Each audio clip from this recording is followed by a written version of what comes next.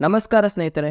21 August 1911 ಫ್ರಾನ್ಸ್ನ ರಾಜಧಾನಿ ಪ್ಯಾರಿಸ್ನಲ್ಲಿ ದಿನದ ಸಮಯ ಮತ್ತು ಎಂದಿನಂತೆ ಜನರೆಲ್ಲರೂ ತಮ್ಮ ತಮ್ಮ ಕೆಲಸಕ್ಕೆ ಹೋಗುವ ಅವಸರದಲ್ಲಿದ್ದರು. ಅದೇ ಬೆಳಗಿನ ಸಮಯದಲ್ಲಿ ಲೂವ್ರೆ ಮ್ಯೂಸಿಯಂನಿಂದ 3 ಮಂದಿ ಹೊರಬಂದರು. ಈ ಮೂವರು ಕೂಡ ಆ ದಿನದ ಹಿಂದಿನ ರಾತ್ರಿ ಆ ಮ್ಯೂಸಿಯಂನಲ್ಲೇ ಕಳೆದಿದ್ದರು ಮತ್ತು ಇವರ ಕೈಯಲ್ಲಿ ಲೂವ್ರೆ ಮ್ಯೂಸಿಯಂನ ಅಮೂಲ್ಯವಾದ ಸಂಪತ್ತಿತ್ತು. ಅದನ್ನು ಒಂದು ಕಂಬಳಿಯಲ್ಲಿ ಸುತ್ತಿ ಬೆಳಗಿನ 8:30 ಸಮಯದಲ್ಲಿ ರೈಲನ್ನು ಹತ್ತಿ ಪರಾರಿಯಾದರು. ಇಡೀ ಜಗತ್ತಿಗೆ ಅವರು ಯಾವುದೋ ಪೇಂಟಿಂಗ್ ಅನ್ನು ಕದ್ದಿದ್ದಾರೆ ಎಂದು ತಿಳಿದಿತ್ತು. ಆದರೆ ಆ ದಿನ ಕಳುವಾದ ಪೇಂಟಿಂಗ್ ಯಾವುದೋ ಪೇಂಟಿಂಗ್ ಆಗಿರಲಿಲ್ಲ. ಅವರು ಕಳ್ಳತನ ಮಾಡಿದ ಆ ಪೇಂಟಿಂಗ್ ಇವತ್ತಿನ ವರ್ಲ್ಡ್ಸ್ ಮೋಸ್ಟ್ ಫೇಮಸ್ ಪೇಂಟಿಂಗ್, ಅದೇ ಮೊನಾಲಿಸಾ ಪೇಂಟಿಂಗ್. ಇವತ್ತಿನ ಸಮಯದಲ್ಲಿ ಈ ಪೇಂಟಿಂಗ್ ನ ಮೌಲ್ಯ ಬರೋಬ್ಬರಿ $1 ಬಿಲಿಯನ್ ಹತ್ತಿರವಿದೆ. ಈ ಪೇಂಟಿಂಗ್ ಗೆ ಇಷ್ಟು ಪ್ರಾಮುಖ್ಯತೆ ಸಿಗಲು ಕಾರಣವಾದರೂ ಏನು? ಮೊನಾಲಿಸಾ ಪೇಂಟಿಂಗ್ ಹಿಂದಿರುವ ರಹಸ್ಯವಾದರೂ ಏನು? ಈ ವಿಡಿಯೋನಲ್ಲಿ ನಾವು ಇದರ ರಹಸ್ಯವನ್ನು ತಿಳಿಯಲಿದ್ದೇವೆ. ಸೊ ವಿಡಿಯೋನ ಕೊನೆವರೆಗೂ ನೋಡಿ.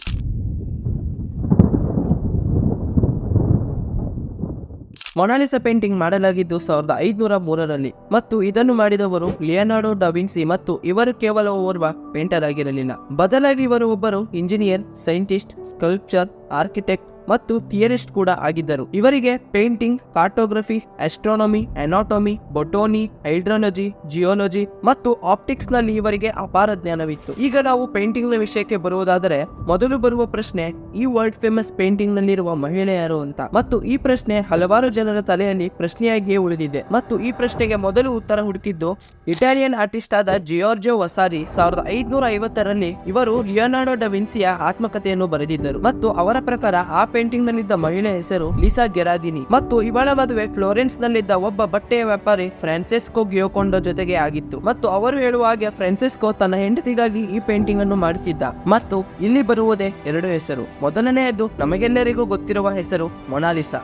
ಈ ಪದ ಬಂದಿರುವುದು ಮಡೋನಾ ಲೀಸಾ ಎಂಬ ಪದದಿಂದ. ಸಾಂಪ್ರದಾಯಿಕವಾಗಿ ಇಟಾಲಿಯನ್ ನಲ್ಲಿ ಮೇಡಮ್ ಎಂದು ಕರೆಯುವುದಕ್ಕೆ ಮಡೋನಾ ಎಂದು ಕರೆಯುತ್ತಾರೆ. ಹೀಗಾಗಿ ಮಡೋನಾ ಲೀಸಾದ ಅರ್ಥ ಬರುವುದು ಮೇಡಮ್ ಲೀಸಾ ಅಂತ. ಮತ್ತು ಇದನ್ನು ಚಿಕ್ಕದು ಮಾಡಿ ಮಡೋನಾವನ್ನು ಮೊನಾಲಿಸಾ ಎಂದು ಮಾಡಿದರು. ಮತ್ತು ಇದನ್ನೇ ಇಂಗ್ಲಿಷ್ ನಲ್ಲಿ ಬರೆಯಬೇಕಾದರೆ ಮೊನಾಕ್ ಪದದಲ್ಲಿ ಒಂದು ಎನ್ ಅನ್ನು ತೆಗೆದು ಕೇವಲ ಒಂದು ಎನ್ ಅನ್ನು ಮಾತ್ರ ಬಿಟ್ಟರು. ಈಗಲೂ ಮೊನಾಲಿಸಾದ ಅರ್ಥ ಮೇಡಮ್ ಲೀಸಾ ಅಥವಾ ಲೇಡಿ ಲೀಸಾ ಆಗಿದೆ. ಮತ್ತು ಇನ್ನೊಂದು ಹೆಸರನ್ನು ನೀವು ಕೇಳಿರಲು ಸಾಧ್ಯವಿರುವುದಿಲ್ಲ, ಅದೇ ಲಾ ಜೊಕೊಂಡೋ. ಮದುವೆಯಾದ ಮೇಲೆ ಲೀಸಾ ಗೆರಾದಿನಿಯ ಹೆಸರು ಲಾ ಜೊಕೊಂಡೋ ಮತ್ತು ಇಟಾಲಿಯನ್ ನಲ್ಲಿ ಇದರ ಅರ್ಥ ಲೈಟ್ ಹಾರ್ಟೆಡ್ ಅಥವಾ ಚೇರ್ಫುಲ್ ಎಂದು ಬರುತ್ತದೆ. ಇದರ ಒಳ ಅರ್ಥ ಹಸನ್ಮುಖಿ. ಮತ್ತು ಮೊನಾಲಿಸಾನ ಪೇಂಟಿಂಗ್ ನ ವಿಶೇಷತೆಗಳಲ್ಲಿ ಅವಳ ನಗು ಕೂಡ ಒಂದಾಗಿದೆ. ಫ್ರೆಂಚ್ ನಲ್ಲಿ ಲಾ ಜೊಕೊಂಡೋ ಅಂತ ಹೇಳಲಾಗುತ್ತೆ.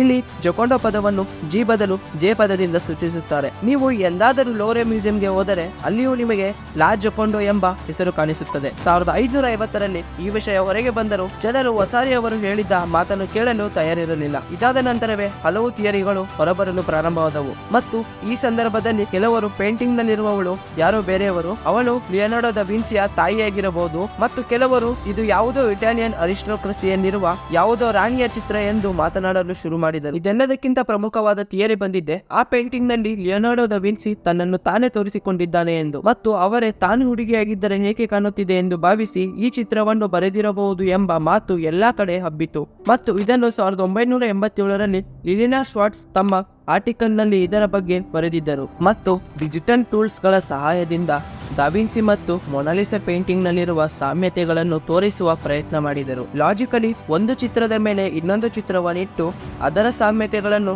ನಾವು ತೋರಿಸಬಹುದು.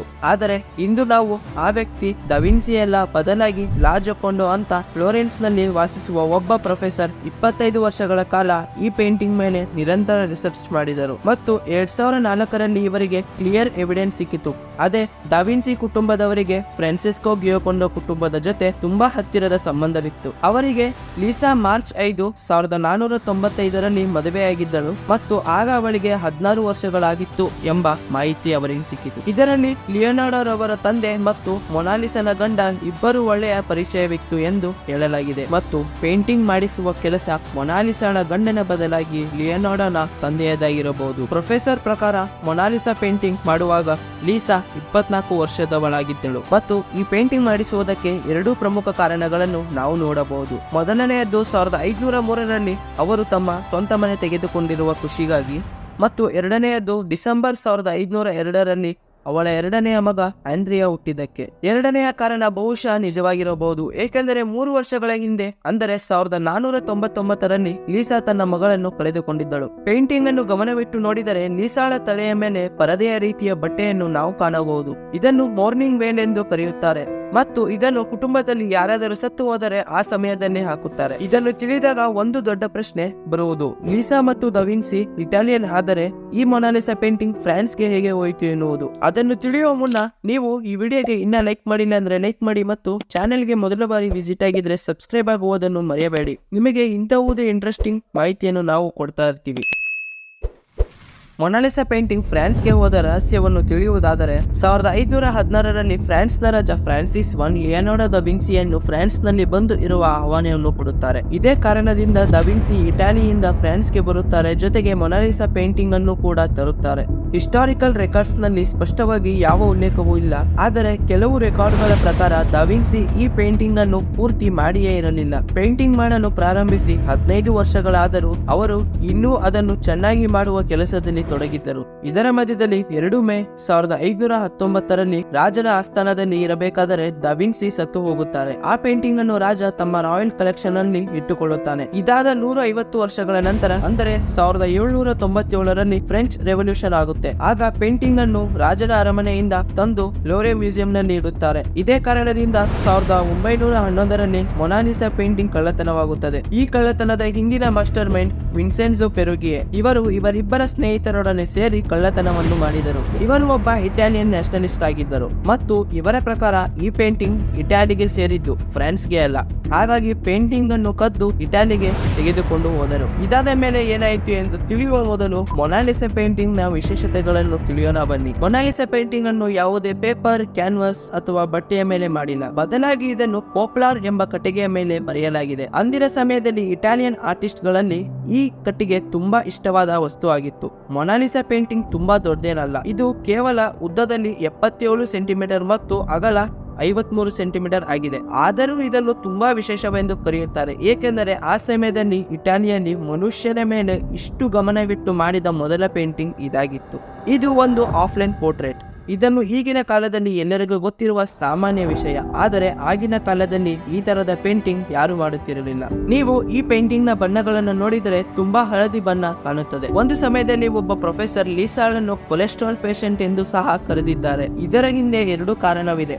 ಒಂದು, ಈ ಪೇಂಟಿಂಗ್ ನ ಮೇಲೆ ಒಂದು ವಾರ್ನಿಷ್ ಲೇಯರ್ ಇದೆ, ಇದನ್ನು ಹಾಕಿರುವ ಕಾರಣ ಇದನ್ನು ಹಾಳು ಮಾಡಬಾರದು ಎಂದು. ಇನ್ನೊಂದು, ಸಮಯ ಕಳೆಯುತ್ತಾ ಇದರ ಮೇಲೆ ಬ್ಲೀಚಿಂಗ್ ಕಾಣಿಸಿತ್ತು. ಪೇಂಟಿಂಗ್ ಆಗಿದ್ದ ಸಮಯದಲ್ಲಿ ಈ ಪೇಂಟಿಂಗ್ ಇನ್ನೂ ಸುಂದರ ಮತ್ತು ಬಣ್ಣಗಳಿಂದ ತುಂಬಿತ್ತು. ದ ವಿನ್ಸಿ ಈ ಪೇಂಟಿಂಗ್ ಅನ್ನು ವಿಶೇಷವಾದ ಸ್ಟೈಲ್ ನಲ್ಲಿ ಬರೆದಿದ್ದಾರೆ, ಅದನ್ನು ಸ್ಫುಮಾಟೋ ಎಂದು ಕರೆಯುತ್ತಾರೆ, the technique of blending. Painting ನ ಹಿಂದಿನ ಈ ಭಾಗವನ್ನು ನೀವು ನೋಡಿದರೆ ಅದು ಇಟಾಲಿಯ ಆರ್ನೋ ವ್ಯಾಲಿ ಆಗಿದೆ. ಇದನ್ನು ನಿಖರವಾಗಿ ಬಿಡಿಸಲಾಗಿಲ್ಲ. ಕೆಲವು ಕಡೆ ಮೊನಾಲಿಸಾಳ ಕೂದಲು ಲ್ಯಾಂಡ್ಸ್ಕೇಪ್ ಸ್ಟೈಲ್ ನಲ್ಲಿ ತಿರುಗಿಕೊಂಡಿದೆ. ಔಟ್ಲೈನ್ ಗಳನ್ನು ಮರೆ ಮಾಡುವುದು ಮತ್ತು ಕಲರ್ ಬ್ಲೆಂಡಿಂಗ್ ಮಾಡುವುದು ಇದೇ ಸ್ಫುಮಾಟೋ ಟೆಕ್ನಿಕ್ ನ ವಿಶೇಷತೆ. ಮತ್ತು ಈ ವಿಶೇಷತೆಯಿಂದಾಗಿಯೇ ಇದು ಮೊನಾಲಿಸಾಳ ಮುಖದ ಮಿಸ್ಟೀರಿಯಸ್ ನಗುವಿನ ರಹಸ್ಯವಾಗಿದೆ. ಮೊನಾಲಿಸಾಳ ನಗುವನ್ನು ಗಮನವಿಟ್ಟು ನೋಡಿ. ನೀವು ಎಷ್ಟು ಅವಳ ನಗುವನ್ನು ನೋಡುತ್ತೀರೋ ಅಷ್ಟು ಅವಳ ಮುಖ ಗಂಭೀರವಾಗಿ ಕಾಣುತ್ತದೆ. ಈಗ ಮೊನಾಲಿಸಾಳ ಕಣ್ಣುಗಳನ್ನು ನೋಡಿ. ಈಗ ನಿಮಗೆ ಲೀಸಾ ನಗುತ್ತಿರುವ ಹಾಗೆ ಕಾಣುತ್ತಾಳೆ. ಇದನ್ನು ನೀವು ಪೇಂಟಿಂಗ್ ನ ಯಾವ ಭಾಗದಲ್ಲಿ ನೋಡಿದರೂ ನಿಮಗೆ ಈ ಎಫೆಕ್ಟ್ ನ ಅನುಭವವಾಗುತ್ತೆ. ಈ ನಗುವನ್ನು ಮಾಡಲು ದ ವಿನ್ಸಿ ಅತಿ ಹೆಚ್ಚು ಸಮಯವನ್ನು ತೆಗೆದುಕೊಂಡಿದ್ದರು. ಇಷ್ಟು ರಾತ್ರಿಗಳು ಫ್ಲೋರೆನ್ಸ್ ನ ಆಸ್ಪತ್ರೆಯಲ್ಲಿ ಕಳೆದರು. ಅಲ್ಲಿ ಅವರು ಸತ್ತ ದೇಹದ ಸ್ಟಡಿ ಮಾಡುತ್ತಿದ್ದರು. ಅವರಿಗೆ ಮನುಷ್ಯ ನಗುವಾಗ ಅವರ ಒಳಗಿನ ನರ್ವ್ಸ್ ಹೇಗೆ ಕೆಲಸ ಮಾಡುತ್ತದೆ ಎಂದು ತಿಳಿಯುವ ಆಸೆ ಇತ್ತು. ಇದನ್ನು ಅವರು ತಮ್ಮ ಪುಸ್ತಕಗಳಲ್ಲಿಯೂ ಹೇಳಿದ್ದಾರೆ. ಆದರೆ ಅವರಿಗೆ ತುಟಿಯನ್ನು ಡೈಸೆಕ್ಟ್ ಮಾಡಲು ತುಂಬಾ ಕಷ್ಟವಾಗಿತ್ತು, ಏಕೆಂದರೆ ಅಲ್ಲಿ ತುಂಬಾ ಚಿಕ್ಕ ಮಸಲ್ಸ್ ಇರುತ್ತದೆ ಮತ್ತು ತುಂಬಾ ಸಂಖ್ಯೆಯಲ್ಲಿ ಇರುತ್ತೆ. ಇದರ ಜೊತೆಗೆ ಕುದುರೆಗಳ ಮುಖದ ಮೇಲೂ ಸಂಶೋಧನೆ ನಡೆಸಿದರು ದ ವಿನ್ಸಿ. ಮನುಷ್ಯನ ಮುಖ ಮತ್ತು ಕುದುರೆಯ ಮುಖದ ಸಾಮ್ಯತೆಗಳನ್ನು ಅಲ್ಲಿ ತಿಳಿಯುತ್ತಿದ್ದರು. ಜಗತ್ತಿನಲ್ಲಿ ಯಾರೂ ಕೂಡ ಕುದುರೆ ಮತ್ತು ಮನುಷ್ಯನ ಮುಖವನ್ನು ಡೈಸೆಕ್ಟ್ ಮಾಡಿ ಈ ತರಹದ ಎಕ್ಸ್ಪೆರಿಮೆಂಟ್ ಮಾಡಿರುವುದಿಲ್ಲವೇನೋ. ಈ ನಗುವಿನ ಎಕ್ಸ್ಪೆರಿಮೆಂಟ್ ಇಲ್ಲಿಗೆ ಮುಗಿಯಲಿಲ್ಲ. ಅವರ ಪ್ರಕಾರ ನಾವು ನೋಡುವಾಗ ಬೆಳಕು ಒಂದು ಸಿಂಗಲ್ ಪಾಯಿಂಟ್ ನಲ್ಲಿ ಬಂದು ಸೇರುವುದಿಲ್ಲ, ಬದಲಾಗಿ ಪೂರ್ತಿ ಕಣ್ಣಿನ ಮೇಲೆಯೇ ಬೀಳುತ್ತದೆ ಮತ್ತು ರೆಟಿನಾ ಮಧ್ಯದ ಭಾಗ ಅಂದರೆ ಫೋವಿಯಾ ನಮಗೆ ಚಿಕ್ಕ ಚಿಕ್ಕ ಡೀಟೇಲ್ ಗಳನ್ನು ನೋಡಲು ಸಹಾಯ ಮಾಡುತ್ತದೆ ಮತ್ತು ಅದೇ ರೆಟಿನಾನ ಇನ್ನೊಂದು ಭಾಗ ನೆರಳನ್ನು ನೋಡುವ ಕೆಲಸವನ್ನು ಮಾಡುತ್ತದೆ. ಈ ಮಾಹಿತಿಯಿಂದ ಅವರು ಯಾವ ತರಹದ ಪೇಂಟಿಂಗ್ ಅನ್ನು ಮಾಡಿದರೆಂದರೆ, ನೀವು ಮೊನಾಲಿಸಾ ಚಿತ್ರವನ್ನು ನೋಡುತ್ತಿಲ್ಲವೆಂದರೂ ಅದರ ನಗುವಿನ ಎಫೆಕ್ಟ್ ನಿಮ್ಮ ಮೇಲೆ ಆಗುತ್ತೆ. ಆ ನಗುವನ್ನು ನೀವು ನೋಡಿದರೆ ಮಧ್ಯದಲ್ಲಿ ಒಂದು ಫ್ಲಾಟ್ ಲೈನ್ ಕಾಣುತ್ತದೆ. ಇದೇ ಕಾರಣ ನೀವು ಅದನ್ನು ನೋಡಿದಾಗ ಅವಳು ನಗುತ್ತಿಲ್ಲ ಎಂದು ಅನುಭವವಾಗುತ್ತೆ. ಮತ್ತು ಸ್ಕೂಮಾಟೋ ಟೆಕ್ನಿಕ್ ನಿಂದ ನೀವು ಆ ಪೇಂಟಿಂಗ್ ಅನ್ನು ನೋಡಿದರೆ ನಿಮಗೆ ಲೀಸಾ ನಗುತ್ತಿರುವ ಹಾಗೆ ಕಾಣುತ್ತಾಳೆ. ಈಗ ಮರಳಿ ಮೊನಾಲಿಸಾ ಪೇಂಟಿಂಗ್ ನ ಕಳ್ಳತನದ ವಿಷಯಕ್ಕೆ ಬರುವುದಾದರೆ, ಮಾಸ್ಟರ್ ಮೈಂಡ್ ವಿನ್ಸೆನ್ಜೋ ಪೆರುಗಿಯಾ ಲೋರೆ ಮ್ಯೂಸಿಯಂ ನಲ್ಲಿ ಕೆಲಸ ಮಾಡುತ್ತಿದ್ದ ಎಂಪ್ಲಾಯ್ ಆಗಿದ್ದರು. ಅವರು ಮ್ಯೂಸಿಯಂ ನ ಒಂದು ಜಾಗದಲ್ಲಿ ಬಚ್ಚಿಟ್ಟುಕೊಳ್ಳುತ್ತಾರೆ ಮತ್ತು ಇಡೀ ದಿನ ಅಲ್ಲಿಯೇ ಕಳೆಯುತ್ತಾರೆ ಮತ್ತು ಬೆಳಗ್ಗೆ ಪೇಂಟಿಂಗ್ ಅನ್ನು ಕದ್ದು ಪರಾರಿಯಾಗುತ್ತಾರೆ. ಯಾವಾಗ ಈ ಸುದ್ದಿ ಜನರ ಕಿವಿಗೆ ಬೀಳಲು ಶುರುವಾಯಿತು, ಎಲ್ಲಾ ಕಡೆಯೂ ಹೆಡ್ಲೈನ್ಸ್ ನಲ್ಲಿ ಇದೇ ಸುದ್ದಿ ಕಾಣಲು ಪ್ರಾರಂಭವಾಯಿತು. ಡಿಟೆಕ್ಟಿವ್ಸ್ ಗಳೆಲ್ಲರೂ ಕಳ್ಳತನವನ್ನು ಮಾಡಿದ್ದ ವ್ಯಕ್ತಿಯನ್ನು ಹುಡುಕಿ ತರಬೇಕು ಎಂಬ ಕೆಲಸದಲ್ಲಿ ತೊಡಗುತ್ತಾರೆ. ಆದರೆ ಯಾರಿಗೂ ಕಳ್ಳನ ಸುಳಿವು ಸಿಗಲೇ ಇಲ್ಲ.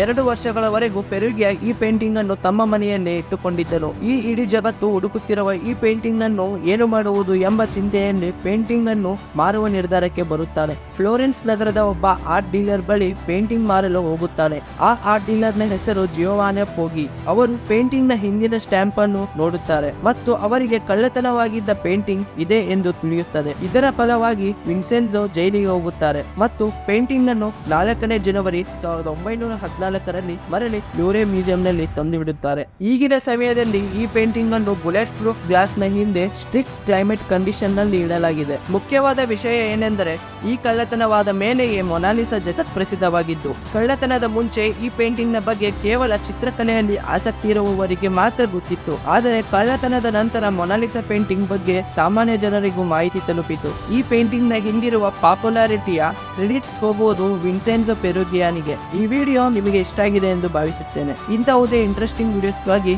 ಚಾನೆಲ್ ಅನ್ನು ಸಬ್ಸ್ಕ್ರೈಬ್ ಆಗಿ ಮತ್ತು ಬೆಲ್ ಐಕಾನ್ ಮೇಲೆ ಕ್ಲಿಕ್ ಮಾಡುವುದನ್ನು ಮರೆಯಬೇಡಿ. ಜೈ ಹಿಂದ್, ಜೈ ಕರ್ನಾಟಕ.